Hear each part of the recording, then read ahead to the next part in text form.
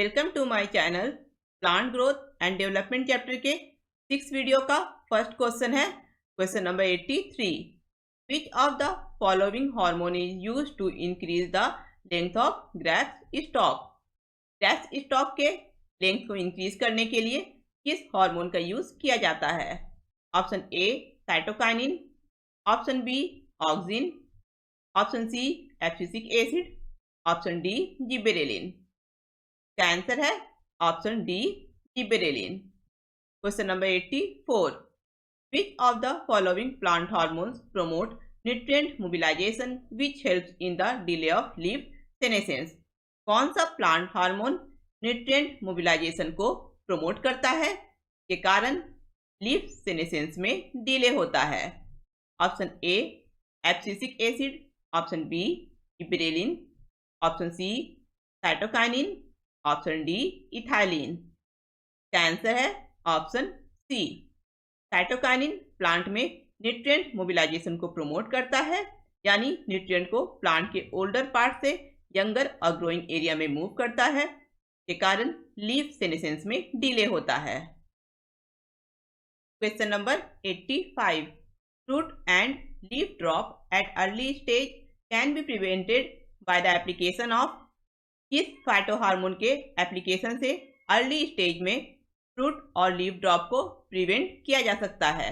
Option A auxin, option B ethylene, option C gibberellin, option D cytokinin.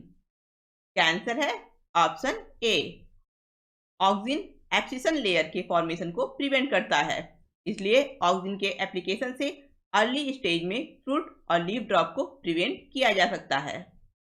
Question number 86. Name the plant growth regulator which upon spraying on sugarcane crop increase the length of stem, thus increasing the yield of sugarcane crop. किस plant growth regulator को sugarcane पर spray करने पर sugarcane का length increase हो जाता है, इसके कारण सुगरकेन क्रॉप का ओवरऑल यील्ड भी इंक्रीज हो जाता है? Option A ethylene, option B abscisic acid, option C gibberellin, option D cytokinin. का आंसर है option C gibberellin cell elongation को प्रमोट करता है, इसके कारण स्टेम का इंटरनोड इंक्रीज हो जाता है, इसलिए जिबरेलिन को सुगरकेन पर स्प्रे करने पर सुगरकेन का लेंथ इंक्रीज हो जाता है, इसके कारण सुगरकेन का यील्ड भी इंक्रीज हो जाता है। Question number 87. Which of the following compound is used as a source of ethylene? किस कंपाउंड को इथाइलिन के सोर्स के फॉर्म में यूज किया जाता है? Option A urine, option B ethephon, option C coconut milk, option D corn kernel. का answer है ऑप्शन बी। जब प्लांट इथिफॉन को एब्जॉर्ब करता है तो इसका ब्रेकडाउन हो जाता है और इथाइलिन रिलीज होता है, इसलिए एथिफॉन को इथाइलिन के सोर्स के जैसा यूज किया जाता है। Question number 88। Seed dormancy is due to the option A abscisic acid, option B indole 3 acetic acid, option C starch, option D ethylene. का आंसर है option A seed dormancy abscisic acid के कारण होता है। Question number 89. What causes a green plant exposed to the light on only one side to bend toward the source of light as it grows? जब एक green plant को सिर्फ एक side में लाइट में एक्सपोज किया जाता है तो वो लाइट के सोर्स की ओर मुड़ जाता है, ऐसा किस कारण से होता है? Option A green plants need light to perform photosynthesis, option B green plants need light because they are phototropic, option C light stimulates plant cells on the lighted side to grow faster, option D auxin accumulates on the shaded side stimulating greater cell elongation there. जब green plant के सिर्फ एक side में light expose किया जाता है तो green plant के शेडेड साइड में ऑक्सिन एक्मुलेट हो जाता है, इसके कारण शेडेड साइड में सेल इलोंगेशन अधिक होता है, इसलिए प्लांट साइट के सोर्स की ओर मुड़ जाता है। इसलिए इसका आंसर होगा option D, because auxin accumulates on the shaded side stimulating greater cell elongation there, क्योंकि ऑक्सिन शेडेड साइड में एक्यूमुलेट हो जाता है, जिसके कारण शेडेड साइड में सेल इलोंगेशन अधिक होता है और इसलिए प्लांट लाइट के सोर्स की ओर मुड़ जाता है। Question number 90, which hormone promotes internode और petiole elongation in deep water rice? कौन सा हार्मोन डीप वाटर राइज में इंटरनोड यानी पेटियोल के इलोंगेशन को प्रमोट करता है? Option A gibberellic acid 3, option B 2,4-D, option C kinetin, option D ethylene. क्या आंसर है? Option D ethylene. Question number 91.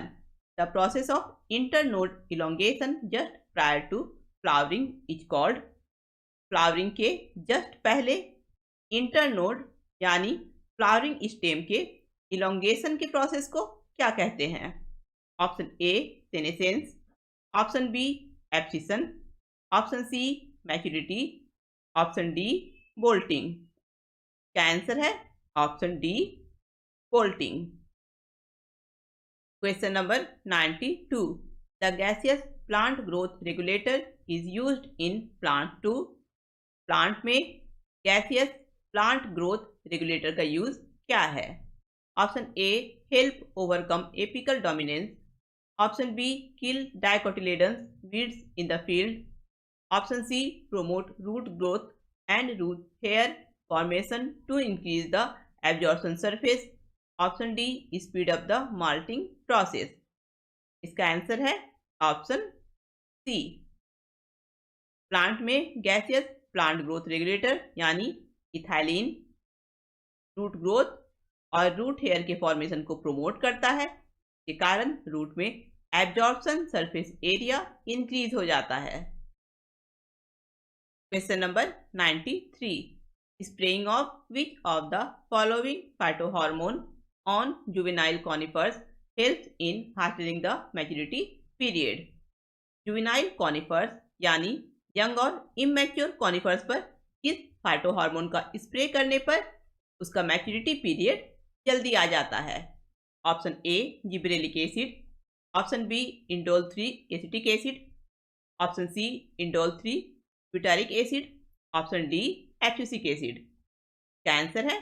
Option A gibberellic acid ऐसा plant hormone है जिसे जुवेनाइल कॉनिफर्स पर स्प्रे करने पर उसका मैच्योरिटी पीरियड जल्दी आ जाता है, जिसके कारण प्लांट में सीड प्रोडक्शन टाइम से पहले होता है। Question number 94. Match column 1 with column 2.